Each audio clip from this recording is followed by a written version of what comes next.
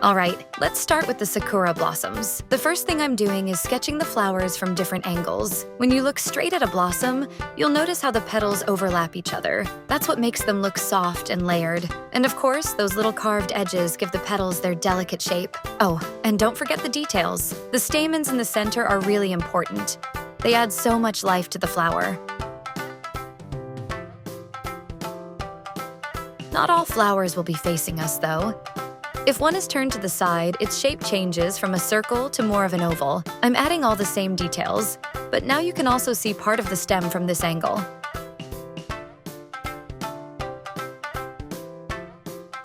And for flowers that aren't fully open yet, I'm sketching them with a deep curve inside, and you can see how the petals bend inward.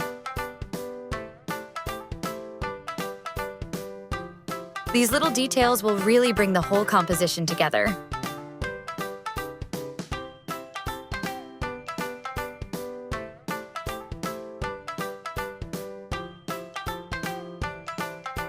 Now, for the buds that haven't opened yet, I don't want them to look too simple, so I'm adding a few subtle details to make them more interesting. And of course, the branch itself. I'm making it a little irregular, with bumps and twists, because that makes it feel more natural. A perfectly smooth branch wouldn't look right, you know? Okay, now that we've got the outline, let's start coloring. For the base color of the petals, I'm using RV 1.1. It's a really soft pink. I like to build it up in the center of the flowers, but I keep the outer petals more transparent so they look like they're catching the light.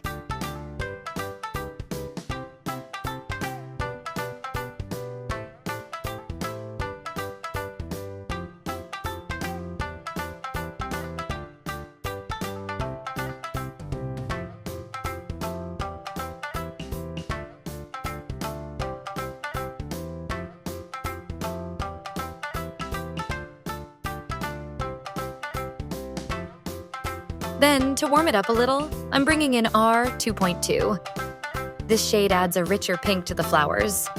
I'm just dabbing it into the shadows and blending it out. And you can already see how it adds dimension.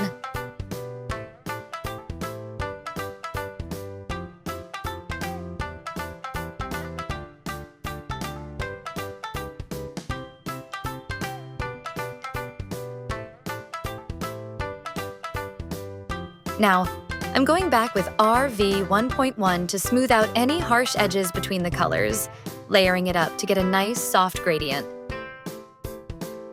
Moving on to the branch. I'm starting with O 7.7 and placing it in the shadowed areas first.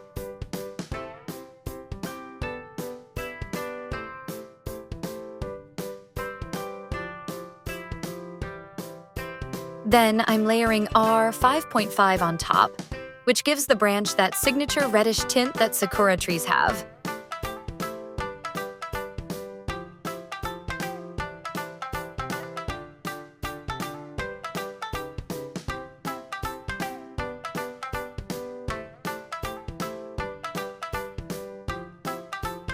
I want even more depth, so I'm adding R 5.7, which is the darkest shade here. And to blend everything together, I'm using O 7.1. This softens the color transitions and makes the shading look more natural. For shadows on the petals, I love using V 4.1. It's the soft, muted lilac, which adds dimension without looking too dark.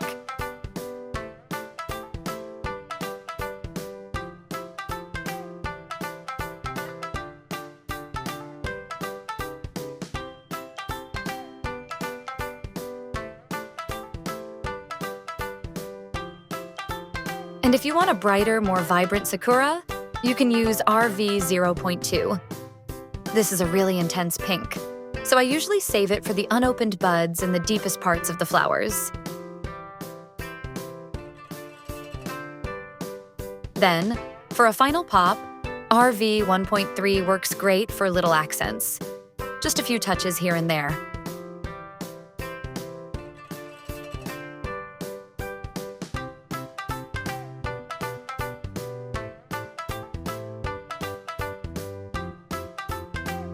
Almost done.